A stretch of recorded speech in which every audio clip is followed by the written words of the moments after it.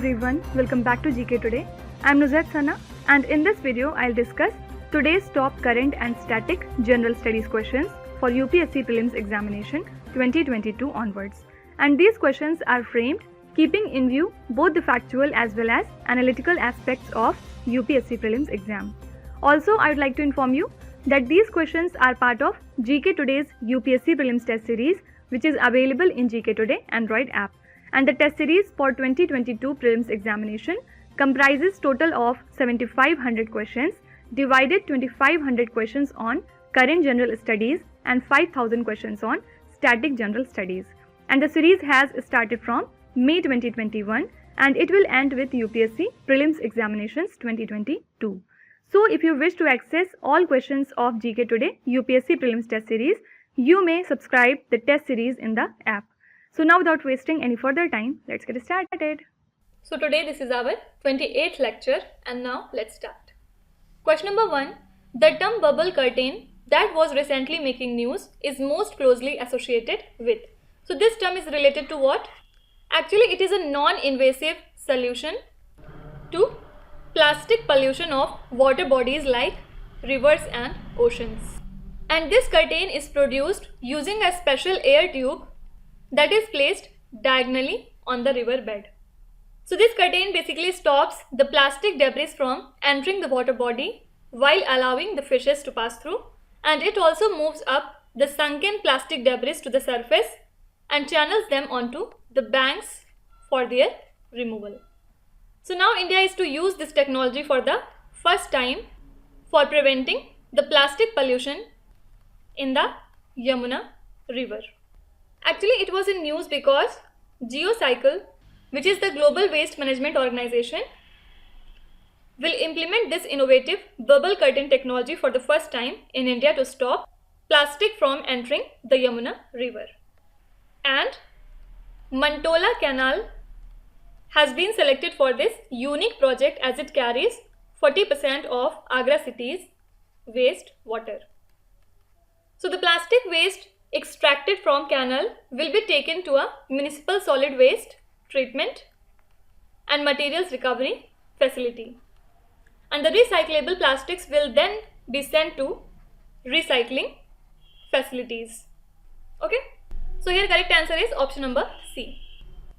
Next question.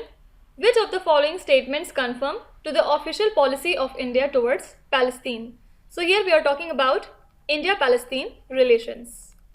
First statement says, India recognizes Palestine as an independent state.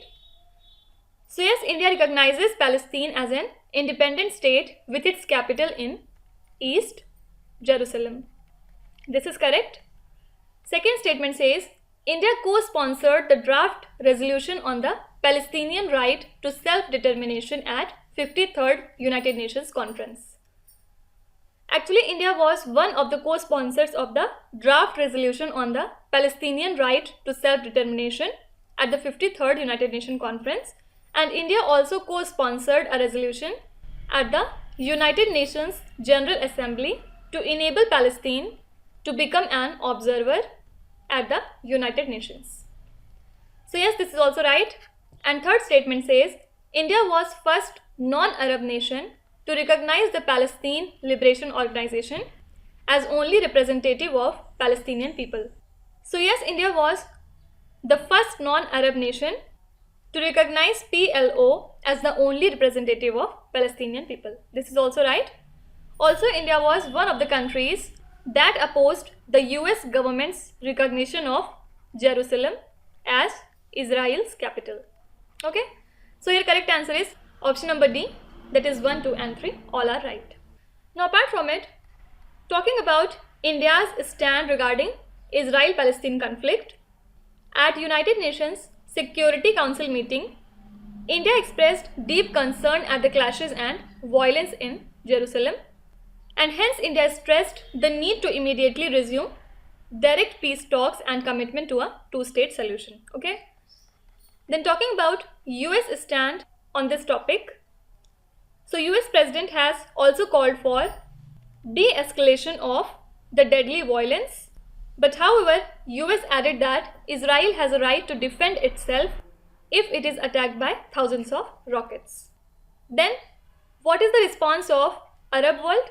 So basically Iran, Qatar and Turkey are completely supporting the Palestinians. Fine.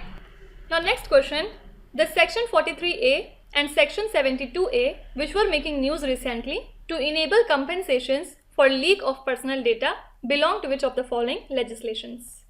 Actually the IT Act, that is Information Technology Act of 2000, was amended in the year 2008 to include the sections 43A and 72A to enable compensations for leak of personal data.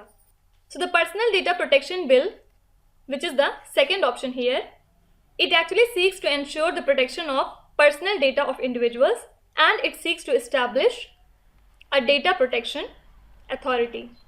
Then third is Information Technology Intermediary Guidelines and Digital Media Ethics Code Rules 2021.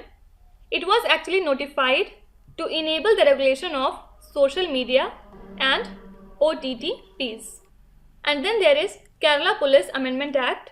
So the Kerala government amended the Kerala Police Act to incorporate section 118A, which makes posting offensive content on social media a cognizable offense.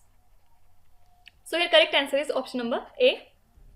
Now why it was in news? Because the center has issued notice to Twitter after the site restored more than 250 accounts that had been suspended earlier on the government's legal demand, and this act basically covers all the intermediaries who play a role in the use of component resources and electronic records.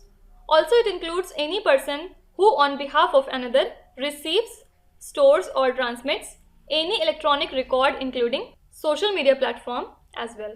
Okay, so basically we can say that IT Act of 2000 provides for legal recognition for transactions through electronic communication, also known as e-commerce, and the act also penalizes various forms of cyber crime. Also one more section is quite in news of this particular act, that is 66A.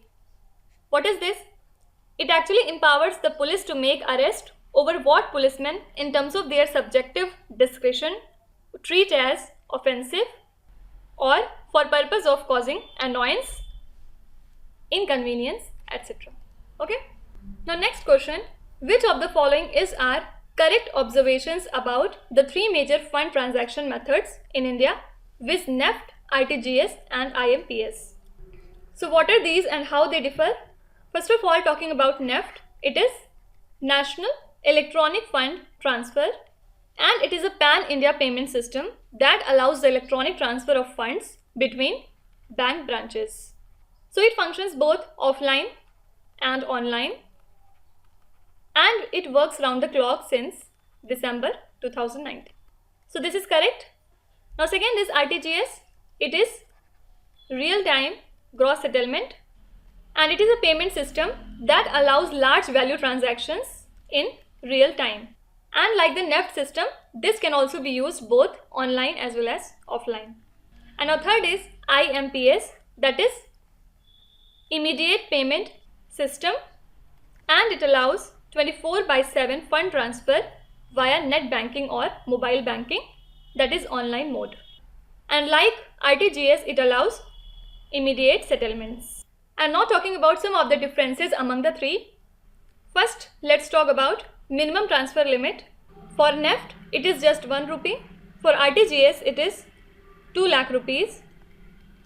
And for IMPS, it is 1 rupee again. Okay. Then what is the maximum transfer limit? For NEFT, there is no limit. But yes, maximum amount per transaction is 50,000 rupees. And for RTGS, there is no limit again. And for IMPS, the limit is 2 lakh rupees. And talking about the transaction charges, NEFT include no charges. RTGS may include or may not include. And IMPS decide the charges by individual member banks. Okay.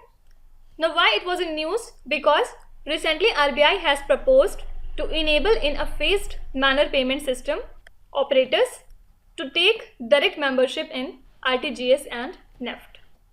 Now let's see the options. First is they all work round the clock. This is correct. Second says they all work online, but only NEFT works offline too. No, this is wrong to say, because we have seen that RTGS also works with online as well as offline. So we cannot say this. And third is they all have a limits on minimum value, but only RTGS has limit on maximum value. Already I have told you minimum maximum limit, so this is also wrong. Correct answer is only 1. And now last question, which of the following personalities were associated with the Chipko movement? This is quite a famous movement. First of all, why it is in news? Because recently Sundar Lal Bahuguna, who was an environmentalist and one of the leaders of the Chipko movement in the 1970s, died due to COVID-19, and he is a recipient of Padma Vibhushan Award, and wife of Sundar Lal Bahuguna is Vimla Bahuguna. Then second is Gaura Devi. She is actually another key person in the Chipko forest conservation movement and led the Mahila Mangal Dal, which is a welfare association that worked to protect the community forest. And then third is Chandi Prasad Bhatt. He is an environmentalist noted for founding the mother organization of the Chipko movement, Dasholi Gram Swaraj Sangh. And yes, he is also a recipient of Padma Bhushan. So all are related to Chipko movement. Correct answer is 1, 2 and 3. And talking about Sundar Lal Bahuguna, apart from Chipko movement, he is also famous for his campaign against Tehri Dam on Bhagirathi River, where he overtook one of the India's longest fast after independence for over 56 days.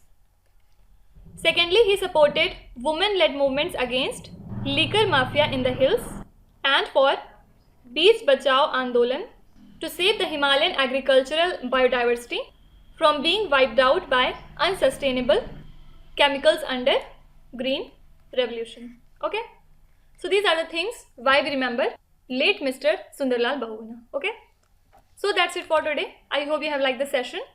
If you want to give any review, suggestion or feedback regarding these lectures, you can tell us in the comment section. Definitely we'll try to implement that. And now we'll meet again tomorrow with 5 more new and interesting questions. Till then, stay tuned. Thank you so much for watching. And please do not forget to subscribe to GK Today. With this, me Nuzhat Sana signing off.